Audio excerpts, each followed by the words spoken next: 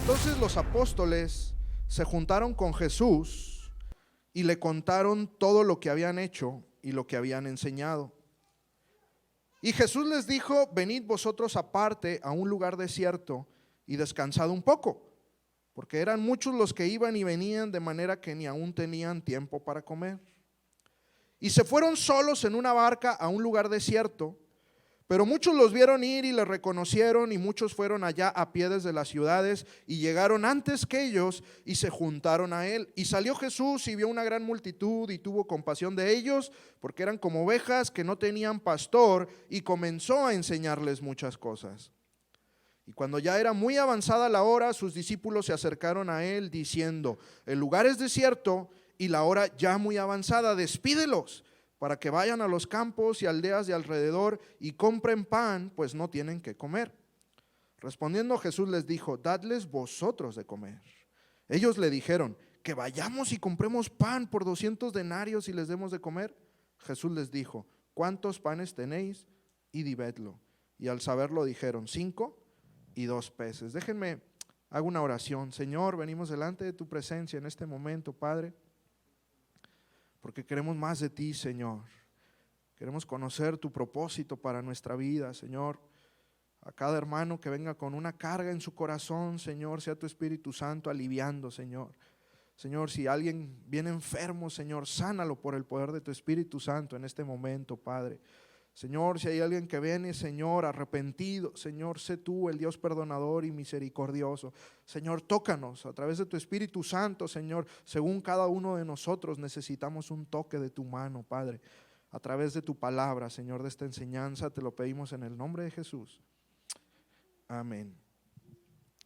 Hermano, esta es una historia muy interesante por varias razones. Los 9 versículos que acabo de leer nos relatan la historia de lo que sucedió antes de uno de los milagros más importantes que Jesús realizó aquí en la tierra, ¿no? Es el milagro de la multiplicación de los panes y los peces. Y si se dio cuenta, no leímos el milagro, leímos lo que sucedió antes del milagro, ¿verdad? Y hermano, porque a mí lo que se me hace interesante en esta historia en sí mismo no es el milagro. Y eso, que este milagro, hermano, el milagro de multiplicar los panes y los peces, yo creo que es el milagro más importante que Jesús realizó en su ministerio terrenal. Por una sencilla razón: este milagro de multiplicación es el único milagro que usted puede encontrar en los 4 evangelios. Esta misma historia usted la puede leer en Mateo, en Marcos, en Lucas y en Juan. Es el único milagro que aparece en los 4 evangelios. Esto nos dice que es un milagro importante, ¿verdad? Y hermano, pero cuando yo leo la historia y analizo el contexto, me doy cuenta que en realidad en sí mismo lo importante de esta historia no es el milagro de multiplicación. Porque hermano, el milagro en realidad es algo circunstancial, es algo temporal, ¿no? Usted sabe la historia, dice la Biblia que aquella noche Jesús alimentó 5,000 personas. Y le voy a decir algo que no dice la Biblia, pero que usted y yo vamos a estar de acuerdo. Esa noche 5,000 personas se fueron a dormir con el estómago lleno. Pero 8 horas después, cuando se levantaron por la mañana, ¿sabe qué? Volvieron a tener hambre. ¿Sí? Fue un milagro, hermano, para saciar una necesidad temporal de la multitud. Lo importante en esta historia no es el milagro. Lo importante en esta historia son las razones que tuvo Jesús para hacer ese milagro. Y de eso es de lo que yo le quiero hablar brevemente en esta tarde. Dice el versículo 30 que después de que Jesús envió a los discípulos a predicar el evangelio, ¿verdad?, y a sanar enfermos, dice la Biblia que regresaron bien contentos a contarle a Jesús todo lo que habían hecho. Maestro, fíjate que predicábamos y la gente era salva y los demonios se nos sujetaban y los enfermos eran sanados. Dice en el versículo 30 que empezaron a contarle a Jesús todo lo que habían hecho. Y dice la Biblia, hermano, que cuando Jesús estaba escuchando el reporte de los apóstoles, notó 2 cosas. Dice que los vio cansados y que los vio hambrientos porque habían trabajado tanto que no habían tenido tiempo ni para comer. Así que hermano, no se sienta muy especial, porque hoy en día hay mucha gente que dice: trabajo tanto que no tengo tiempo ni para comer. Hace 2000 años, ya dice el versículo 31, que los apóstoles trabajaban tanto que no tuvieron tiempo ni para comer, ¿no? Y entonces cuando Jesús los vio cansados y hambrientos, a Jesús se le ocurrió una gran idea. ¿Saben qué? Vámonos al desierto para que descansen. Me los voy a llevar al desierto para que descansen. Y hermano, esto choca mucho con la perspectiva que normalmente tenemos acerca del desierto, porque normalmente cuando escuchamos ilustraciones acerca del desierto, nos imaginamos que el desierto es un lugar de prueba, un lugar de lucha, un lugar de dificultad, ¿no? Y hermano, aquí no, aquí Jesús dijo, vámonos de vacaciones al desierto. Y hermano, eso yo lo entiendo muy bien, ¿no? Como bien comentaba el pastor, hermano, yo crecí en el norte de África, mis papás eran misioneros allá. Y hermano, el momento más anhelado por mi hermana y por mí era el verano, porque en el verano mis papás nos llevaban de vacaciones al desierto. ¿Sí? En la ciudad donde nosotros vivimos, en Melilla, usted maneja 6 horas hacia el sur y llega al desierto más grande del mundo, el desierto del Sáhara. Yo no sé si usted ha escuchado hablar del desierto del Sáhara, pero hermano, es una experiencia única. Usted maneja, llega a la orilla donde termina la carretera y donde empiezan las dunas de arena. Usted ahí deja el carro y usted, hermano, ahí le paga, ¿verdad? Le paga, alquila, renta camellos, ¿no? Un camello por persona. Y si quiere salir vivo del desierto, pues le paga un guía, ¿verdad? Para que lo meta y lo saque del desierto a salvo. Y entonces, hermanos, arriba del camello usted se mete 6, 8 horas, ¿no? Montando el camello adentro del desierto del Sáhara, ¿no? Donde usted voltea 360 grados y todo lo que ve son dunas de arena, ¿verdad? Y es algo espectacular, hermano. Yo recuerdo mi infancia y eran los mejores momentos del año para mí ir al desierto, montar en el camello, estar ahí en medio de la nada donde no hay agua, no hay luz, no hay teléfono, no hay baño, no hay nada, hermano, ¿sí? Y cuando ya está atardeciendo, después de estar arriba del camello 6, 8 horas metiéndonos al desierto, los beduinos, que son los guías, son de la tribu de los beduinos. Yo no sé si he escuchado hablar, los beduinos son esta tribu del desierto que usan turbantes bien grandes en la cabeza y túnicas, ¿verdad? Y hermano, en el desierto ellos, el campamento, las casas de acampar les llaman jaimas, son casas de acampar hechas con piel de animal y telas, ¿no? Y las juntan y hacen casas de acampar, hermano. Y mientras los beduinos montan el campamento, nosotros nos subimos a una duna de arena, la más grande que está en toda la región, ¿verdad? Una duna de arena, y es bien difícil subirla, hermano, porque la arena es tan finita que usted camina 5 pasos y la arena lo echa para atrás otros 6 o 7, ¿verdad? Entonces tiene que caminar y caminar y no avanza, pero bueno, 2, 3 horas después llega a la cresta, que es como el pico de la duna de arena, y se sienta y ve el atardecer, hermano, y es una vista espectacular, es increíble. Y hermano, cuando nos vaya a visitar, lo llevo, Fíjese usted que después de algunos años aprendimos que allá se puede esquiar en las dunas de arena, ¿no? En vez de hacer snowboard, hacíamos sandboard, que es otro deporte, y usted se lleva las tablas de esquiar, ¿verdad? De snowboard, y entonces nos subíamos a la duna y nos aventábamos de la duna y esquiábamos en la arena, y es una experiencia bien bonita, ¿no? Entonces cuando Jesús dice, vámonos al desierto para que descansen, a mí me hace clic en la cabeza, sí entiendo eso, ¿no? Y dice la Biblia que se suben a la barca y atraviesan el mar de Galilea. Y yo me imagino, hermano, en el contexto, yo me imagino a los discípulos bien contentos en la barca, ¿no? Por fin vamos a descansar. Así como cuando usted va de vacaciones, vea el sentimiento ese de querer llegar ya al lugar donde va, ¿no? Y por fin vamos a descansar, vamos a estar a solas, ya no va a haber multitud, vamos a estar con el maestro nos va a ministrar, nos va a dar de comer bien, tal vez, vamos a estar a solas con él, por fin. Hermano, yo me imagino el deseo de los discípulos. Dice la Biblia que cuando llegan al otro lado de la orilla y Jesús con los 12 descienden de la barca, se encuentran con algo que no esperaban.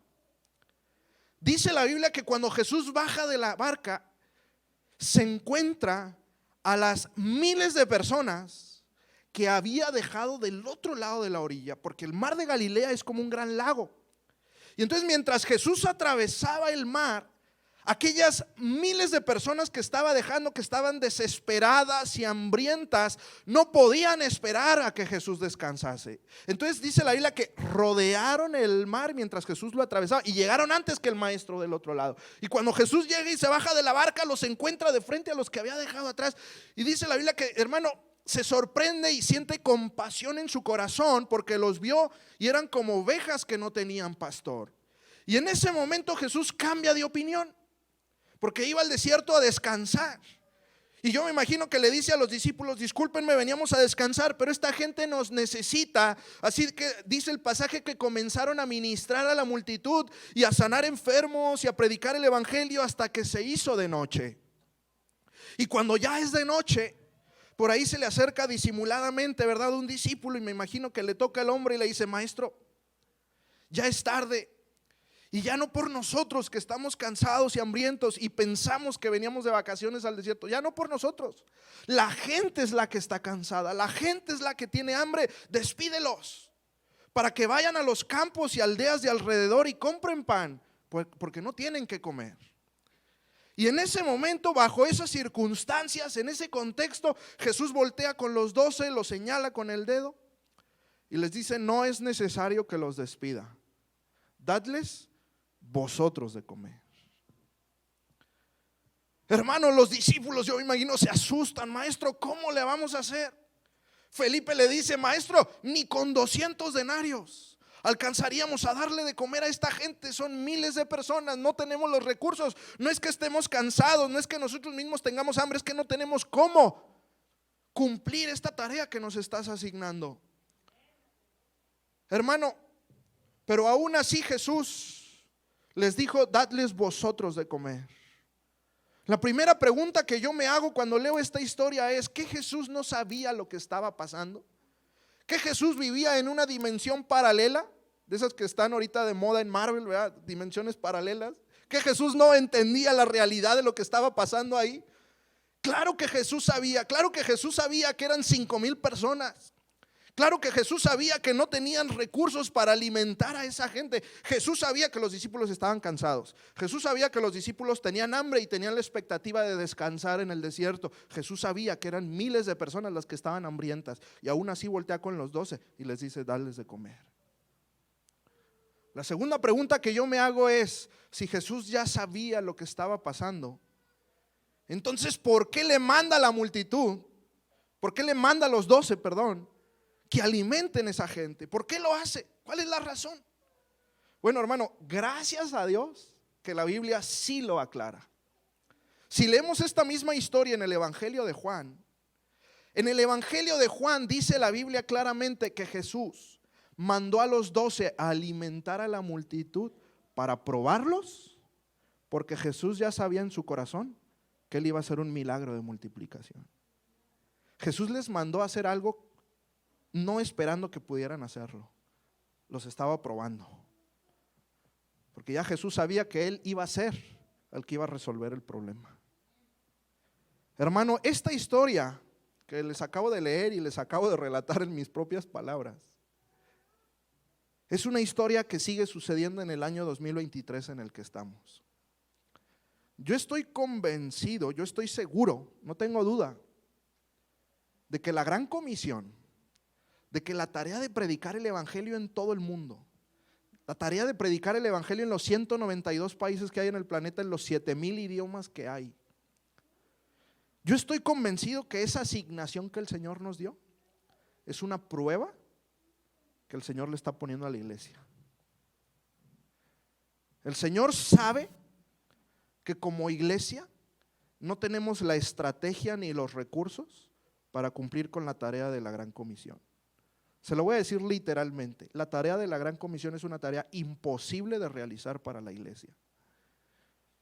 Usted sabe la impotencia que se siente en ir a países donde hay 100 millones de personas, 200 millones de personas, 300 millones de personas, tipo Indonesia, Pakistán, donde hay 1,000 o 2,000 creyentes, donde la estadística dice, hermano, que hay un obrero que predica el evangelio por cada 1,000,000 de musulmanes. Usted sabe la impotencia de saber, hermano, que en esos países hay persecución y que en muchos de esos lugares no nos dejan entrar. Que, hermano, yo he ido a países en el norte de África donde literalmente me bajo del barco y entro al país, hermano, y estoy 15 días en ese país, y durante los 15 días que estoy en ese país, la policía, hay 2 de la policía secreta que no me dejaban, hermano, hermano, y me iba al hotel y se quedaban en el hall del hotel, hermano, y al día siguiente por la mañana que bajaba y seguían, iba a un restaurante y se iban y se sentaban en la mesa de al lado, iba al museo de la ciudad y me seguían por atrás y no me dejaban porque estaban constantemente checando lo que yo estaba haciendo en aquel lugar. Hermano, qué impotencia saber que hay tanta gente que no conoce el mensaje del evangelio porque falta gente que quiera predicarles. El apóstol Pablo decía: ¿cómo van a creer en aquel de quien no han oído? Pero ¿cómo van a oír si faltan predicadores? La tarea de la gran comisión es una tarea imposible de realizar, y aún así viene el Señor y nos señala con el dedo y nos dice: dadles vosotros de comer. La pregunta entonces es, ¿por qué el Señor lo hace? ¿Por qué el Señor nos manda esta tarea si sabe que no podemos hacerlo? Porque el Señor nos está probando. Hermano, de la misma manera que el Señor estaba probando a los 12 y sabía que al final del día no iban a ser los 12 los que iban a alimentar a la multitud, sino que Él iba a hacer un milagro de multiplicación. Yo me imagino al Señor, dice el pasaje, que sentía compasión en su corazón. Y yo me imagino al Señor diciendo: esta gente está hambrienta, tiene necesidad de mí, han venido a buscarme, soy yo el que va a saciar sus necesidades. No estos 12, yo sé que estos 12 no pueden, pero yo ahorita hago un milagro, multiplico y estos se van a dormir con el estómago lleno. Pero antes de hacerlo, los voy a probar. Voy a ver qué es lo que hacen. Voy a probar su fe. Voy a ver si se ponen de pie y empiezan a caminar por fe y confían en mí. A ver, ustedes 12, alimenten esa multitud. Y el Señor, hermano, estaba viendo la reacción de aquellos hombres. De la misma manera que hoy en día viene el Señor, hermano, y pone carga en nuestro corazón para que le sirvamos. Viene y nos llama y nos señala con el dedo y nos dice: empieza a caminar por fe, haz las cosas sin tener todo resuelto, empieza a creer en mí, a confiar en mí, empieza a trabajar, empieza a entregarme tu vida, empieza a sacrificar aquello poco que tienes, porque no es lo mucho, lo poco que puedas tú ofrecer. Porque, hermano, no viene el Señor y llama a los que están capacitados y preparados, más bien Él los capacita a los que ha llamado, ¿verdad? Viene y el Señor nos llama y el Señor nos levanta y empezamos a confiar en Él. Y entonces, hermano, el Señor empieza a obrar de manera sobrenatural. Y mire, no es por darle un spoiler, pero ya dice la Biblia cómo termina la gran comisión, porque la gran comisión tiene un final. Dice la Biblia en Apocalipsis, hermano, que el Señor vendrá de nuevo por su iglesia y el Señor descenderá en una nube y todo ojo le verá y toda lengua confesará, ¿verdad?, que Jesucristo es el Señor. Al final, hermano, el evangelio es predicado en todo el mundo, pero es por el poder de su Espíritu Santo, no porque la iglesia haga cosas claro que nosotros somos los agentes del Señor aquí, ¿verdad? Necesitamos trabajar de la misma manera que los 12 necesitaron conseguir 5 panes y 2 peces, pero ¿cree usted que fue gracias a aquellos 5 panes y aquellos 2 peces que 5,000 personas comieron? Claro que no. Fue gracias al poder del Señor que hizo un milagro de multiplicación. Y de la misma manera viene el Señor y nos manda, hermano, que prediquemos el evangelio en todo el mundo y que se levante la iglesia mexicana, hermano, y que empiece a trabajar y a hacer planes, y que venga la iglesia mexicana y ofrezca esos 2 peces y esos 5 panes que son insuficientes, hermano, no son nada en comparación a la necesidad que hay, lo que nosotros podemos ofrecer. Y el Señor toma eso y ve nuestra fidelidad y ve que confiamos en Él, y entonces el Señor hace un milagro de multiplicación poderoso y el evangelio es predicado hasta lo último de la tierra. La gran comisión no se trata tanto, hermano, de la necesidad que hay afuera, porque el Señor se encargará de ella, sino más bien de una prueba que el Señor nos está poniendo a nosotros como iglesia. El Señor nos ha asignado la gran comisión y el Señor voltea a ver cuál es la reacción de su pueblo. El Señor, hermano, se pasea y empieza a llamarnos y empieza a inquietar nuestro corazón y está viendo cuál es nuestra reacción. Está viendo a ver si somos capaces de ponernos en pie y empezar a caminar en fe. El Señor nos ha puesto esta prueba y está esperando, hermano. Y fíjese usted que cuando leemos esta historia puede llegar a parecer que al Señor no le interesaba la necesidad de los apóstoles. Puede llegar a parecer, porque, hermano, los apóstoles estaban cansados y tenían hambre y querían llegar al desierto para descansar, pero el Señor los mandó a que trabajaran hasta que se hizo de noche, y cuando ya era de noche les puso la tarea más pesada. Y a veces así, hermano, nosotros con nuestra enfermedad, con nuestra debilidad, con las situaciones que pasamos en nuestro trabajo y en nuestra casa, venimos al altar buscando al Señor. Y en muchas ocasiones venimos al altar para que el Señor nos bendiga, y, hermano, y lo que nos encontramos aquí en el altar es un llamado del Señor para que le sirvamos. Y ese es mi testimonio, ¿verdad? Señor, si yo soy el que necesita de ti, Señor, si yo estoy cansado, Señor, si yo a duras penas puedo sacar adelante mi familia, si mis hijos tienen problemas. Yo le estaba platicando al pastor hace un momento que nuestros hijos están teniendo situaciones en su desarrollo por el movimiento de ir a un país a otro, y yo le digo: Señor, si yo mismo soy yo el que necesita de ti, me estás mandando, Señor, bendíceme a mí, Señor, soy yo el que necesito que descansar y que me ministres y que toques mi vida. Y el Señor constantemente, hermano, me recuerda que Él me llamó a servirle y no a estar parado y a estar esperando, hermano.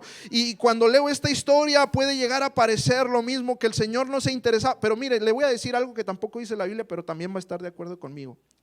Y con esto termino. Yo estoy seguro que esa noche, cuando los apóstoles trajeron los panes y los peces y el Señor los agarró y el Señor los bendijo y se los dio a los discípulos para que los repartieran, yo estoy seguro que los discípulos agarraron aquellas canastas y repartieron un pan para allá, otro pan para allá y otro para acá, porque yo también tengo hambre, y un pescado para allá y otro para allá y otro para acá, porque el que parte y reparte se lleva la mejor parte.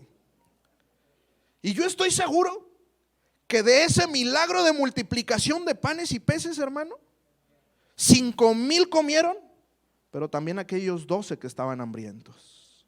Esa noche los 5,000 se fueron a dormir con el estómago lleno, pero también los 12. El Señor al final del día suplió también la necesidad de sus discípulos por el mismo milagro de multiplicación.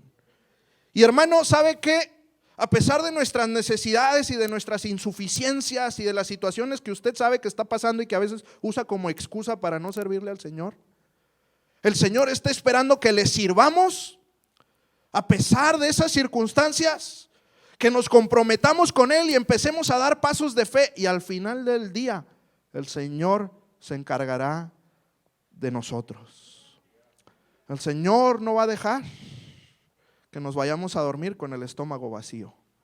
El Señor no va a dejar que le sirvamos, que sus hijos le sirvan y le entreguen su vida y nos va a dejar desamparados. Eso no va a pasar, así no es el Señor.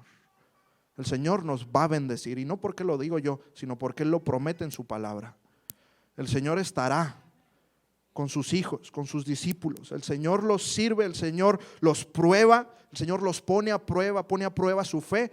Pero el Señor al final del día nos guarda, nos ama y nos bendice.